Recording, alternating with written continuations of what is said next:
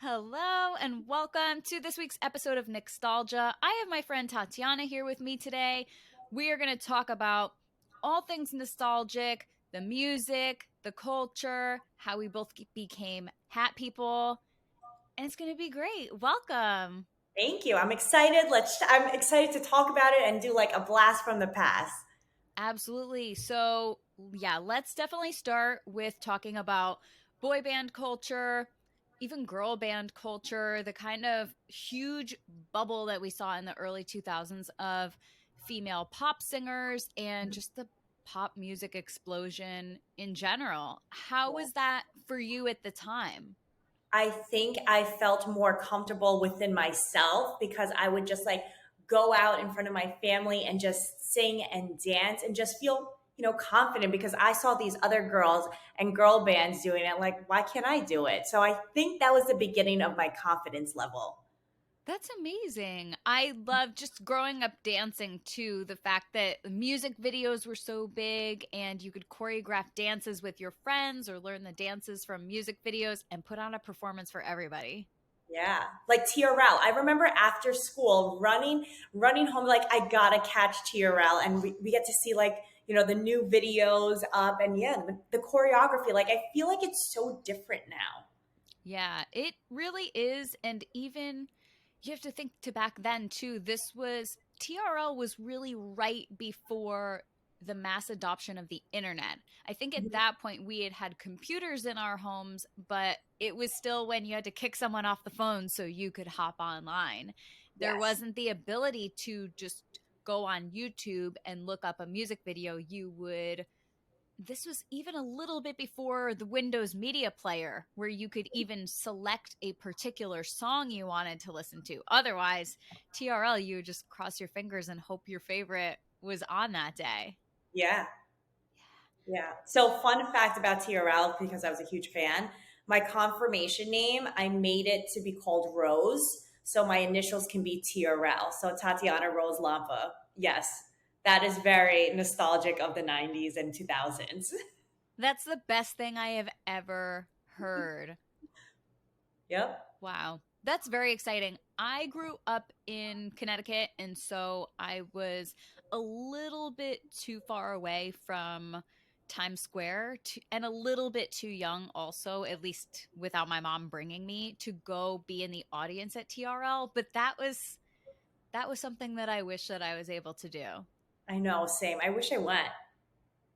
I know, even just knowing that there were real okay, again, I guess they weren't kids. I was just a kid. But you see, like older kids, and Yes. they were there, and everyone was so excited, and everyone was screaming for their favorite artist. Mhm. And the countdown every week, it was like you got to see these results in real time. And yeah, we just didn't really have anything else like it, at least for the millennial generation Mhm. previous to that.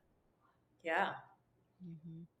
Yeah, I think that even just seeing on TRL, NSYNC and Backstreet Boys obviously are the main groups that come to mind. And I want to talk about this false dichotomy between them because the same guy invented both bands, I which is literally can't even believe crazy. that. Yeah, right. And a lot of people don't know. And so it was really like this false sense of competition. It was huge too. You were either Team BSB or Team NSYNC. There was no in between. Mhm. And having to pick, I think that that was really common as well. Just you can only pick one. That's your favorite. You're a fan for life. And there really wasn't this option or this choice that I think that now, especially with social media where everything's curated to the individual, you get to choose what you want to be a part of. Yes. Yeah. So Nicole, which one was your favorite? Backstreet Boys or NSYNC? And back in the day, like you had to choose that team. It's funny because on my own, I was a Backstreet Boys person. And it's very interesting because commercially, Backstreet Boys were a lot more commercially successful than Mhm. NSYNC was. Backstreet Boys is the best-selling boy band of all time, and NSYNC is the sixth.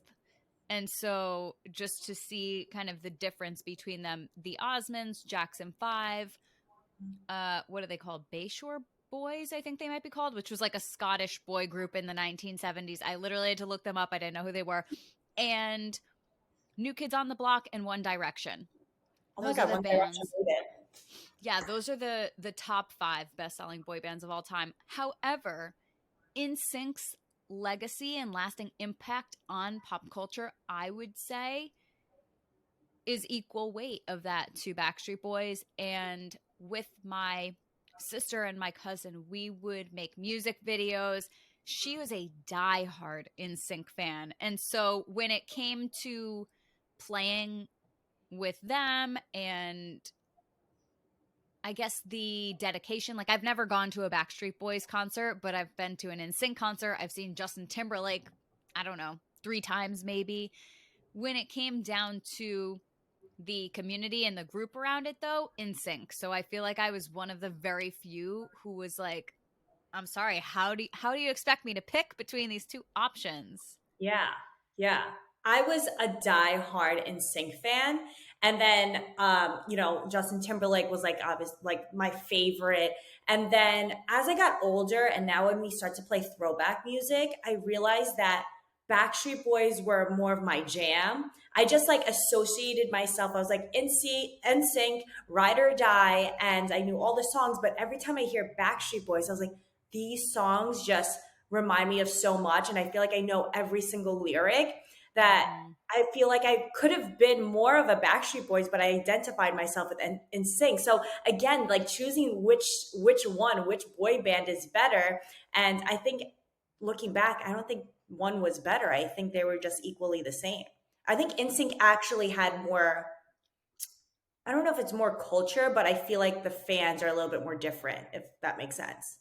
Yeah, I even think that contrasting the times that they were really created, if you think about it, In Sync was really created more in the mid 90s. We associate them with the late 90s and the early 2000s. But comparing that with when the Backstreet Boys were created, which was in, I don't know, 1993 or something like that. And if you Yeah. think about the major shift in pop music and in culture from the early 90s to the late 90s, it shows why and how their fans were different. And Yes. that's because Backstreet Boys really came from more of an R&B inspired background, and their music definitely had a different tone.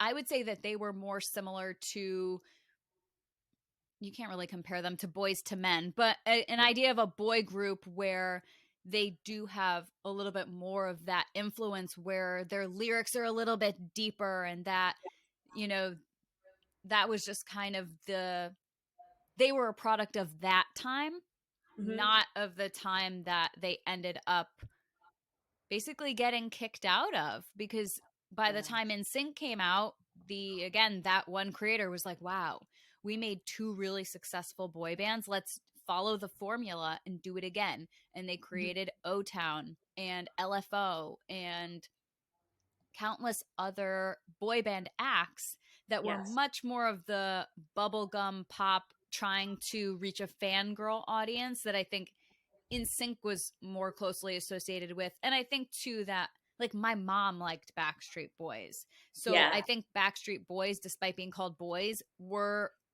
more like men.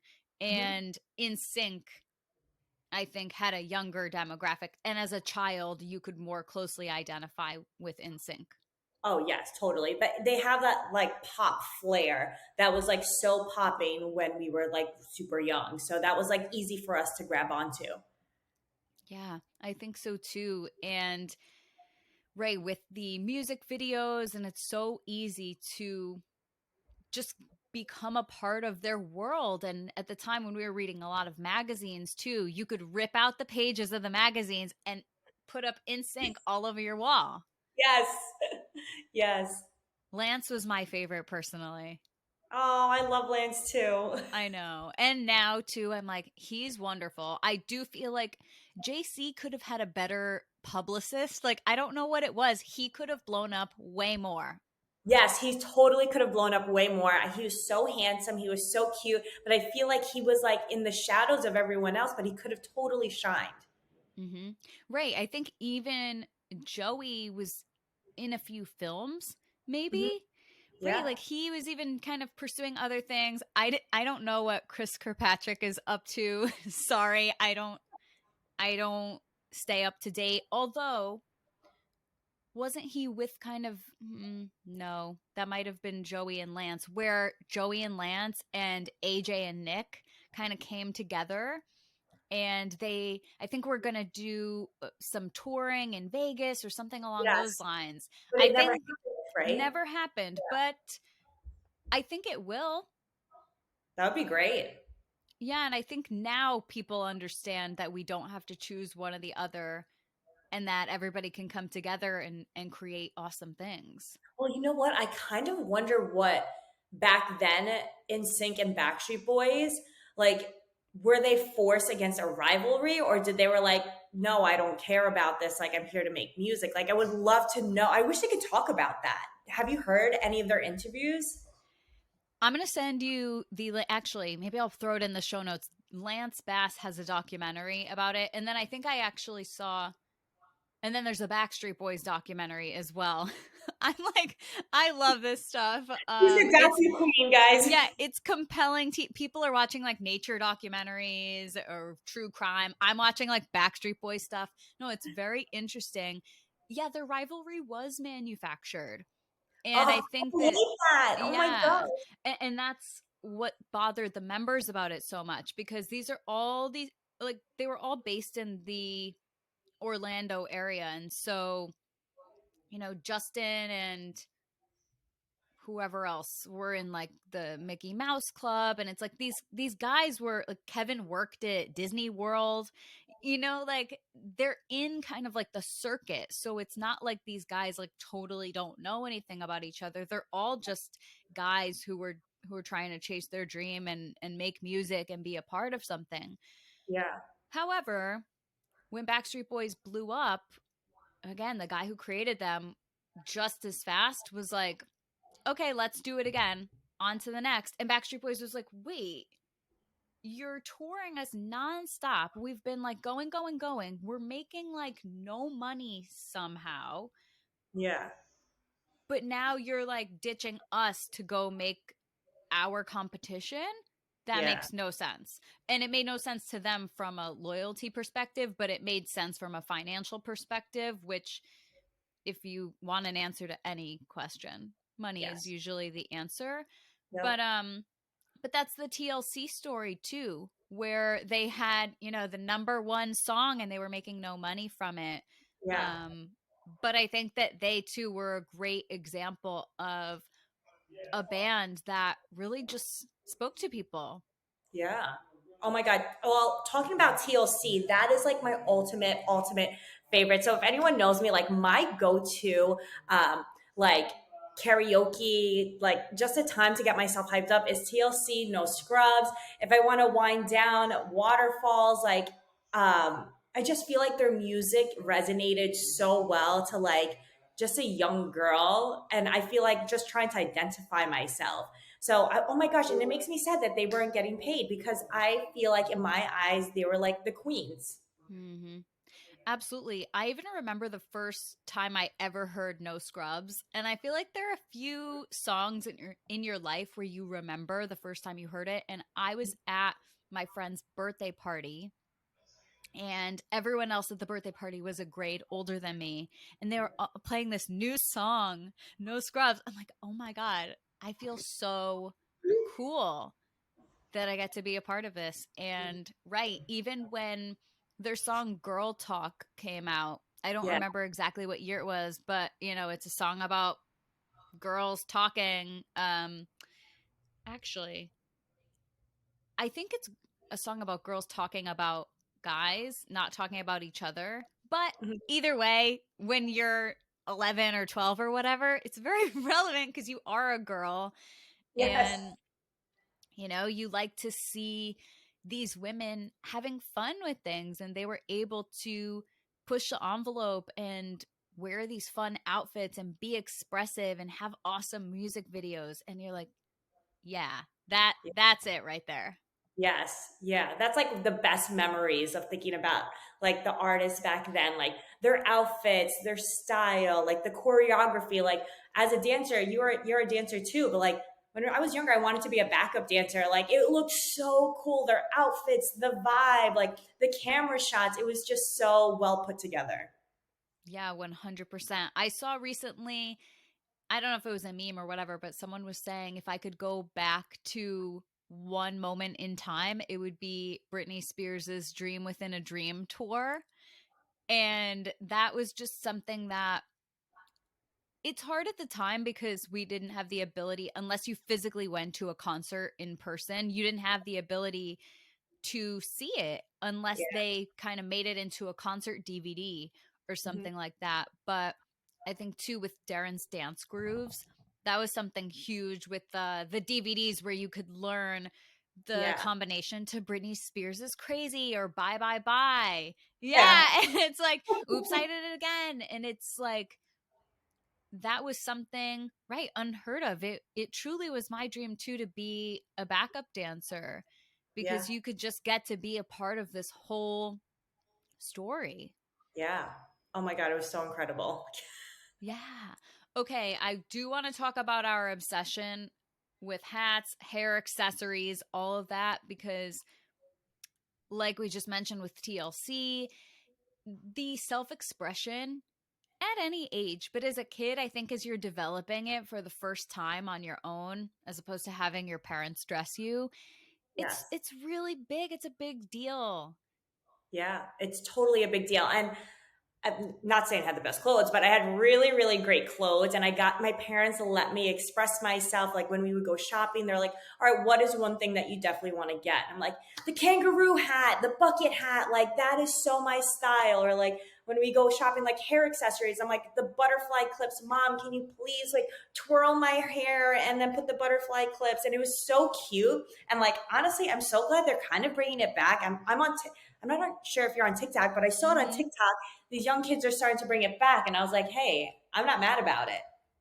Yeah. I'm obsessed with TikTok and I love the concept too of nostalgia as opposed to nostalgia, where people can appreciate a time that they were not born in or Mhm. they were not present for that first trend the first time around, and now millennials are old enough for the first time to see an entire trend cycle completed. Yes. And so we're like, wait a second, we're old enough now where people want to wear what we wore when we were kids. Yeah. That's crazy, but it's really cool to see.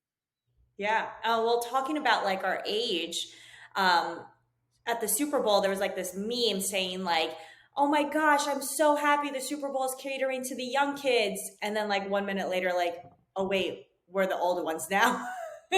And you know that was we were so I'm sure you were just as happy when you saw that halftime, but I was like, I'm in my glory right now. Yeah, it's great because everybody is kind of looking for that sense of nostalgia Mhm. now and today for various reasons. And I still wear my bucket hats now, and I like to think that I am trendy, but it's almost like I sometimes ignore them too because I tend to wear things like slightly maybe before they come back in style, which I guess okay ahead of the trend, but even like wide leg jeans, I was wearing them in 2017 and that was far before they were back in again. So then when Yeah, they were back in, I'm like, okay, I guess I've already been doing this. The middle part is back. It's 1997 again. yeah, And I even remember my first bucket hat. We have a festival in town every year where there's a parade and there's street vendors and there's food trucks, and my grandpa got me a blue camouflage bucket hat, and I was like, this is the coolest thing yes, I have ever seen. that is so Nickelodeon. Yeah, Nickelodeon was my aesthetic for sure. Like, and now even like the color orange, have grown to love it. Lime green Yes, everywhere. I'm agree. obsessed. Yep. My sister was slimed when she was a kid when we went to Orlando Studios. No way. That was like every kid's dream was to get slimed on. Yeah, we went to Universal and we got to the show just a moment late. So we were all the way in the back row. And they said, okay, kids in the audience, who wants to get slimed? And my sister jumped up and down. And my parents are like, they're going to pick her. Like, there's no way you don't. And I think she was about maybe 8 years old at the time. So cute. And she got picked out of the audience because she was like just so excited and filled with energy. And then, of course, it takes you however long to like wash it out of your hair after. Yeah. But great experience. Yeah. Oh my gosh. Yeah. I'm thinking about like, since now I'm in Florida and how there's like Universal Studios and like Disney. And I've always, I love Disney, but I really feel like the blast from the past, my favorite part is Universal because Mm-hmm. there's like so many like past memories that you get so excited about. Like Disney was classic, but I feel like Universal was like top notch. Yeah, it was interesting too to see some of the. I'm trying to think of an example because I haven't been there in a while, but like Hmm. Kind of like the legacy things too, whether it was like old cartoons, Yes. Betty Boop, like things like that where it's very recognizable to all generations. So you could still go with your parents and they would see the Flintstones or the Jetsons or something that maybe we'd seen in syndication when we were kids, but something that can relate to a lot of people. And as a millennial, I think that this is probably my most controversial statement, but I've never seen any of the Harry Potter movies. So, Oh my goodness. yeah. Well, do that. Like Yeah. if you have time, definitely watch it. Have you read any of the books? I read the first book because the kid that had a crush on me in third grade got me the book at the Scholastic Book Fair. So I read it. Yeah. Scholastic book fairs. Oh my gosh. Um, yes, I feel like it's just good to know like a little bit about the Harry Potter history. Yeah. I've gotten mixed reviews about which house I would be in. So I can't give you an answer straightforward on that. It's really good. Like I read the first three books as a kid, and then the fourth and the fifth was like this big, and I was like, I don't have time for that. Like Hmm. I'll just now that the movies are coming out, I will just watch the movie. Yeah, I remember seeing the first time one of the books got to be this big. And I'm Mhm. like, oh my gosh. It was when we were still school age. I was like, I don't want to be reading that much stuff, even for school or my personal life. Exactly. That's why I was like, there's no way I'm reading this. Wow. That is so funny. Yeah, it's really interesting to see how, like in Universal, for example, a whole experience can be created, and you, the park goer, you have your own relationship to whatever that pop culture or media was, whether it's how you experienced that movie or how it resonated with you, but then you're actually physically able to go there in person. Yeah. And whether it's going on a ride or whatever kind of the shows that they have or the experiences, and they get to continue to build this world. And I mean, Disney and Universal, excellent examples of how taking that branding and telling a story and really making people feel immersed in Yeah. everything. They nailed it. They've been nailing it. It's so great. Absolutely. Wow, this went by fast already. I know. I feel like I could keep on talking about all this stuff. I know. I'll ask you one more question as we kind of wrap up, and that is, who is kind of whether it was a band or a singer, other than anyone we might have talked about today, who you just really feel like, for whatever reason, had an impact on your life or helped shape your personality or how you present even today as an adult? Ooh, that's a great question. So I definitely think TLC has definitely made an impact. And show or the movie Bring It On. Do you remember Bring It On? Yes, of course. Oh my God. I remember the whole cheer at the beginning. Yes, the entire I even say the cheer like almost every day. My boyfriend's like, "Oh my god, get this girl to shut up." But like I was a college cheerleader and I feel like every time I was at cheer practice, I was like it always goes back to Bring It On.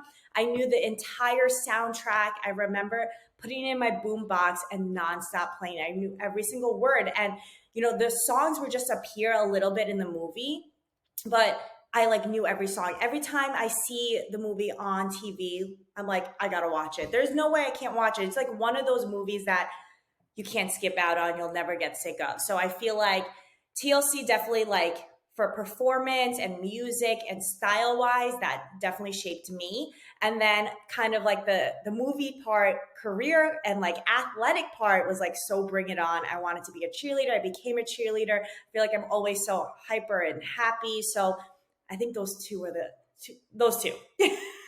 That's amazing. I love Bring It On as well. And that's one of those movies too where my sister even this morning was like, how does anyone talk to us? Because we'll be like quoting Bring It On in the middle of a sentence or Yeah. something. And that's Yeah. one of those movies where it just has so many moments that are just very memorable and resonant. And I became a cheerleader also like two years after Bring It On came out. And that is really the first time that cheerleading culture was recognized, period. Yeah. Yeah, completely. Wow, that's amazing. Thank you so much for being here with me today. This was really fun. Thank you so much. I love talking about it, and I hope people are like falling back into the past and just smiling from ear to ear. Absolutely. I mean, that's the purpose, to bring people together, make them feel a part of something. And I think when we recall these things from the past and acknowledge that, it feels nice to talk to people about it, and it feels good to connect with people on something and foster those connections. It's a great thing. Yeah. Thank you again, and we'll see you soon. Thank you so much. Thanks. Bye. Bye.